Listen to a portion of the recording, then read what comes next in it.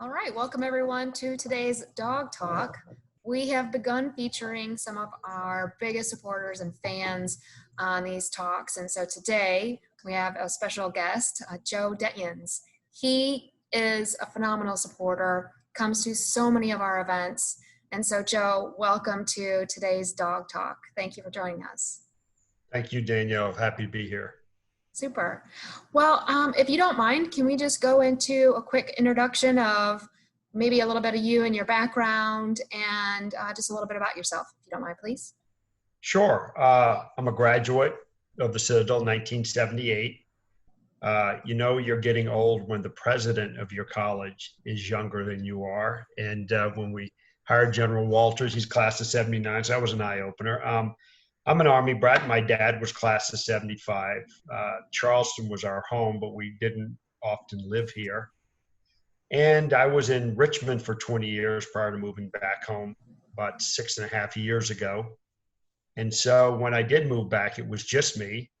And really, Citadel Athletics filled a big hole for me. And I enjoyed it. And I really developed an affinity, not just only for our teams, but all the people that I would see at all of the different events. So that's kind of where my enthusiasm has come from.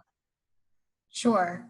I see you, I think I think that you're at more events than maybe most people in our department, maybe more than me, which is amazing because, just the way that our department's set up, we come to a lot of things. So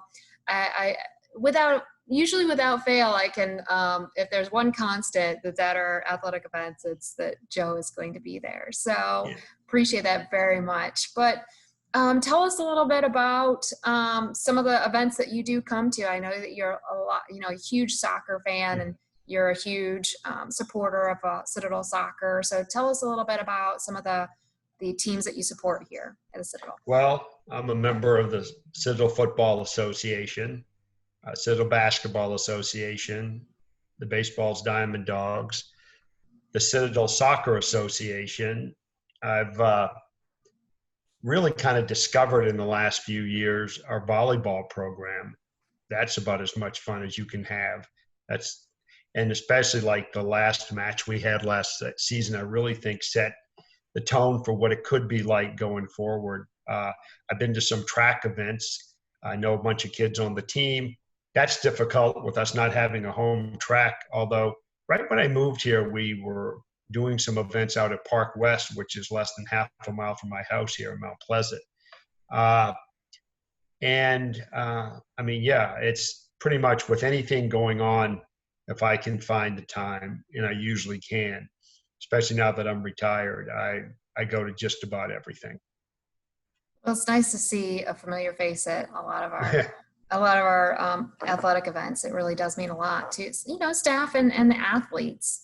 You touched on volleyball a little bit, but tell us maybe a little bit about your favorite athletic competition memory. Well, my favorite memory, I was living in Charlotte in 1990. So it was the year after Hugo. The year of Hugo, we'd come down because when our stadium was not available in 89, we'd actually played at Williams-Brice against South Carolina State, kind of a neutral site type game. So we came back in 1990, and that was the year that we beat South Carolina. Of course, I was also there in 2015, 25 years later, and that's a really close second. But just, I guess maybe in 1990, I never really dreamed we could do it, and then we did do it.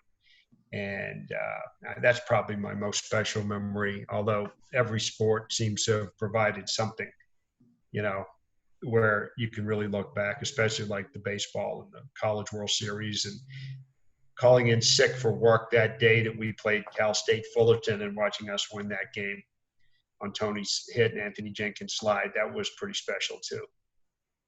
So, you called it, so you played a little hooky to watch that game or listen to that game? Yeah, I was a salesperson back working from my home, so it really wasn't that difficult. Yeah. I don't think I technically committed an honor violation, but I might be treading in the gray area. No, no, no, no. I think, it's a pass. It's a pass on that. Yeah, yeah. There's a statute of limitations, I hope. Yeah, yes. I'll write you a note. I'll write you a note. How about that? Okay. You talked about how, you're a graduate, and you've supported these programs for a long time, particularly more so when you've moved back, but, including when you were living outside of Charleston. But tell us a little bit maybe about your time as a cadet and what that was like, supporting athletics back when you were on campus. Okay, well, as a cadet, we were required to attend the football games like they are now. But I always, was, hey, that's that's hardly a chore. I mean, I went to all the football games, of course, but then I don't know if you know Tom O'Brien. He's my best friend. We were roommates. We went to everything because the only other option was to stay in your room or go to the library and study. So, we didn't have Netflix or sitting on our room looking at our phones or anything like that. So we didn't have any other form of entertainment. But my goodness, we went to every basketball game, even ones on the weekend. We walked over to College Park for baseball. We went to soccer games, that sort of thing, tennis matches. I mean, you name it. So that kind of built the foundation. I think. I think the culture now is much different on campus. I think the schedules for everybody are so much more flexible and encompass a greater part of the day. Isn't as rigidly structured as it was. So you don't always have as many cadets available to go to games. And then on top of that, there's so many other ways to entertain yourself while you're on campus. But we went to everything, and that's kind of built my love for going to everything now later on in life. Oh, we definitely love seeing you at the events. It's a lot of fun. So maybe there's something back when you were a cadet, or maybe it's now, or something you've seen along the way. But maybe, and it doesn't have to be one sport specifically, or maybe it is. But what has been your favorite tradition at whether it's football or basketball or soccer?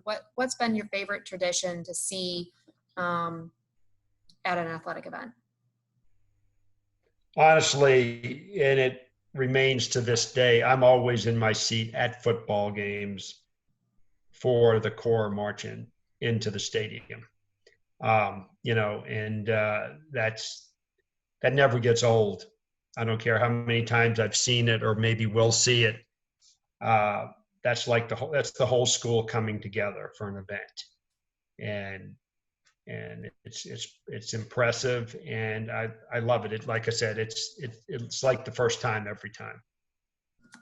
It definitely is special. I mean, that's part of one of the things that, every school has traditions and things that they do, particularly at football games and pregame and things along those lines. But here, with it being the entire corps that takes the field and, marches in formation onto the field and salute and pregame and the national anthem, that is really something to see. Now, since my role during the games is I'm up and directing games, so I don't necessarily get to see this or be a part of it. So, but I've always been curious. So since that's your favorite part, you're in your seat for the march on, but do you watch the march over and try to hustle to your seat, or you make sure that you're in your seat for the march on?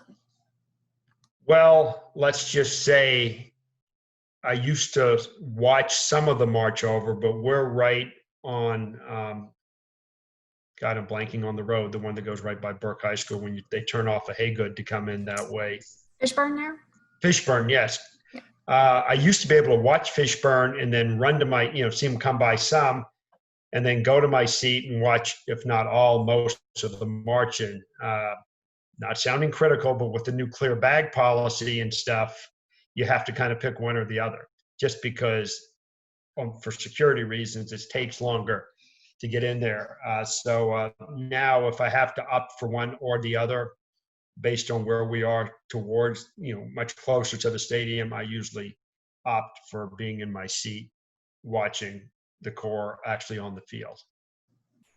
That makes sense. You know, it's interesting from because I'm higher up, I can see them Hmm. go by that little break between the West Side stands and the Altman Center.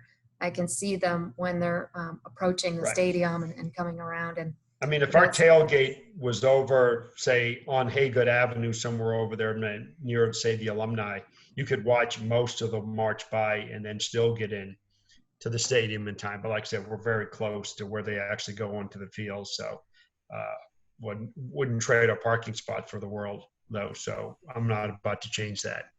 yeah. Well, now since you're in there and since you come to a lot of games, the new turf that's over there at the stadium, have you seen that in any of the pictures or anything that, I've or been the actually installation? there in person 5 or 6 times, most recently with Caleb. We decided to go grab some lunch and we went over there and they were a day or so from being totally finished. And so we kind of got to walk on it a little bit. Again, statute of limitations if we somehow violated something, but it is spectacular. I mean, it's not only is it just this vivid green, and just brand new, but boy, you walk on it, it's very cushioned. It's less crowned in the middle that you have to have with natural grass to get the water and things to run off. I mean, the old days, a lot of grass fields, you stand on one sideline, you can barely see below the knees of the people standing on the other sideline. This is a lot better, but it is incredible. And the other thing that makes it incredible, I'm obviously always sitting in the home side looking at the visitor side. Well, where we went in to look at the turf, we're looking at the new turf and then looking up at the home side, at the west side stands. And that's a pretty spectacular visual. Sorry, it is. It is really nice. I mean, it's hard to imagine how that facility, honestly, with the home side, the west side, and how massive that structure is. You know, it, obviously there's a couple things, but it's really nice. That's an upgrade. That's a nice upgrade for that field and that facility. I'm really happy to see that. So Yeah, we were fortunate to get that. very Um, fortunate. And then the technological part of it that you can't see. I was over there, like 3 days after we had like these very high tides and a monsoon kind of a rainstorm. There wasn't a puddle. It just drains unbelievably well. And apparently it's got those little rubber beads in there absorb moisture, so it's going to keep the field cooler than a regular turf field too. It's spectacular. It's state of the art, and we should be really proud of that. I mean, right on the money there. It is state of the art, and we should be really proud. I mean, it looks fantastic, and I'm excited to see this upcoming season and playing on it. One of the questions that we wanted to ask kind of is, touched on how you were supportive of athletics when you were a cadet, and now as retiree and everywhere in between. So why have you supported Citadel Athletics for so long? What's some of that behind that? Well, to be totally honest, first and foremost, because I really enjoy it. I mean, that's a selfish reason. The other reason I like it is our athletes are the face of our school to a big part of the population that comes in contact with the Citadel. For instance, I don't care how much money we spend on advertising and we do this, we do that. The amount of exposure we got for tying Alabama at halftime in that game, a few years ago, or beating Georgia Tech, or, things that we've accomplished in all of our other sports. That might be the only contact a lot of people have with the Citadel. And as proud as I am of, say, us beating Georgia Tech in football last year, the letter we got from the Georgia Tech facilities director, for lack of a better title, about the condition that our football team left that locker room in, spotless, except for one can of shaving cream that looked like it was left there intentionally so that somebody else could use it. That kind of thing. That made me feel just about as almost, let's say, as good as the win. So, how our athletes represent us, that's why it's so vitally important, because people use the term, it's the front porch of the university. Well, it's the face of the university to a lot of people. And so I don't think we can find a better way to get our message across than having the kind of kids that we do on our teams out there representing us out in the general public. Very well said. I mean, working with athletes, I mean, having been a student athlete myself, it's interesting to see just, kind of full circle everything. And I mean, it really is a pleasure to work with not only fans such as yourself, but our athletes and what they accomplish just every single day. Yeah. And here, I mean, here it's different. I mean, you got to know what you're signing up for, and I think that most people do, and that's what they want to sign up for. And it's a win-win. But it is different to come to the Citadel and to be a cadet student athlete here, and that I admire that tremendously of anyone that takes that on for their college career, and it's a lot of work. It is, but you're right. I think that our students in particular, our cadets, take a lot of pride in what they do and how they emulate that reputation. They take it seriously. And I think that that's incredibly important. And I think that, sometimes people forget until they're put in that position of having that responsibility, what it exactly means. So I love that story about the facilities. And I think that you'd be hard pressed to find a situation where that wasn't the case. And I think that a lot of our staff and a lot of our athletes take pride in that, for sure. That kind of leads me into maybe our next question. So, we have a new hashtag. It's Our Mighty Dogs, and it's a spinoff from a line in our alma mater. And the line in our alma mater is Our Mighty Citadel. So that's where we came to Our Mighty Dogs. So maybe in some of your own words, like what are some things that you consider that make the Citadel, or maybe you as a fan or cadet athletes, mighty? I've tried to give this a little bit of thought, and I really think that the people we have at the Citadel, the kids, they're up near the pointy end of the pyramid, when it comes to their peers, or say their graduating classes in high school when they decide to come to the Citadel. And it makes me proud that somebody's willing to put themselves in a situation where it might be less fun in some respects for 4 years, but you give us 4 and we'll give you 40 years of positive payback. And I came to the Citadel after going to high school for my final 2 years of high school, West Ashley. And even back then, I drove like 5 miles to be on campus, and I still felt like I had landed on the moon. Or I couldn't have been more shocked had I landed on the moon. So these kids, a lot of them have a lot of options, the ones that come to our school, because they are at the top of that pyramid. And the fact that they kind of tend to choose a more difficult path because they see the payback, they can see beyond next week, next semester, next year. That, I think, makes us strong and mighty, because we've already got the people that are forward thinking and looking at the big picture. Absolutely. Very well put. Very well put. So if there was a single piece of advice that you could give to a cadet student athlete, what piece of advice would that be?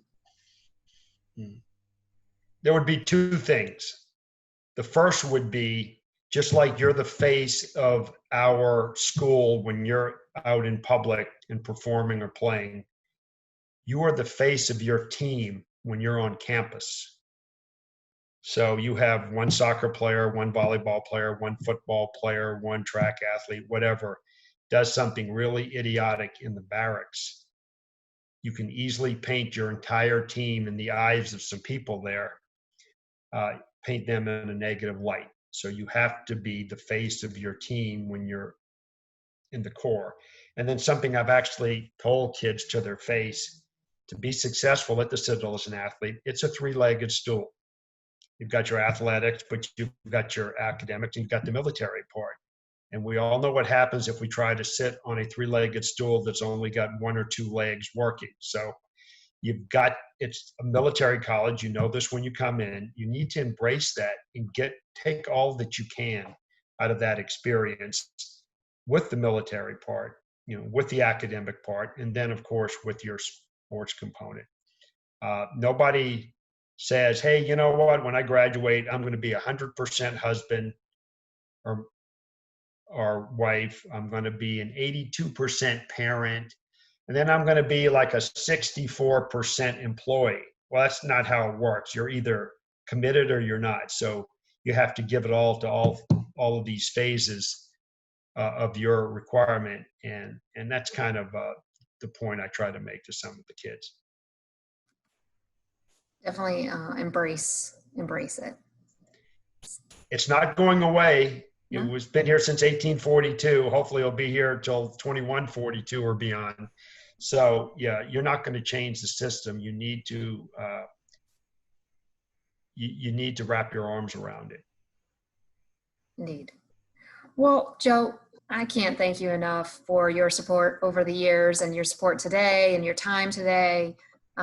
Really appreciate you being on Dog Talk, and I think that you are also one of the ones that have joined and registered and watched live our Dog Talks. I think just about every single one. There might have been like one or two, if there were at all, but that you missed. But I know that you always go back and watch. So it really means a lot to us to have fans like you participating in those and watching those, and just involved with our football association and basketball association, and coming out to our volleyball matches and soccer matches and track and field. And it's phenomenal to have supporters like you. So thank you so much for everything that you do.